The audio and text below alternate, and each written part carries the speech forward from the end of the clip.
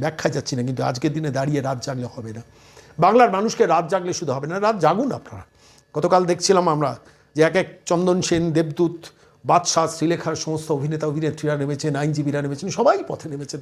সারা কলকাতা পথে নামা উচিত। অভয়ের জন্য নেমেছেন, এইটার জন্যও নামা উচিত। তার কারণ তৃণমূল দলটা যে বেসিক্যালি চোর, গুন্ডা, লুম্পেন, ক্রিমিনালদের দল।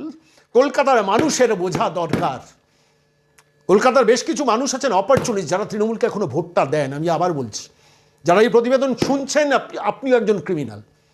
আমি আবার বলছি, আপনি যদি তৃণমূলের সমর্থক হন, আপনি যদি এই প্রতিবেদন শোনেন, আপনিও একজন ক্রিমিনাল।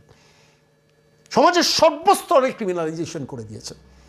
আর অপরচুনিস্ট বাঙালি কলকাতায় প্রচুর। এদের জন্য এই রাত জাগাটা ভীষণ জরুরি। কিন্তু রাত জাগলে কি হবে না? তাহলে কি দরকার, কি প্রয়োজন? নবান্ন থেকে ওই মহিলাকে সরানো দরকার। শুধু রাত জাগলে হবে না। উই ওয়ান্ট জাস্টিস স্লোগান দিয়ে থামবেন না। আমি আবার বলছি, উই ওয়ান্ট জাস্টিস